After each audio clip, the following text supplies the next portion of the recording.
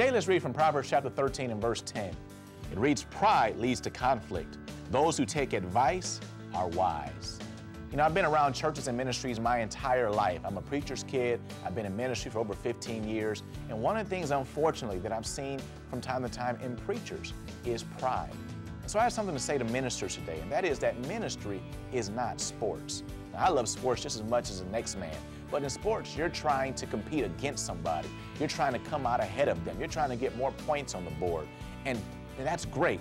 But that's not what you're doing in ministry. Other ministers and ministries are actually on your team, and together you're trying to help Team Jesus win this world.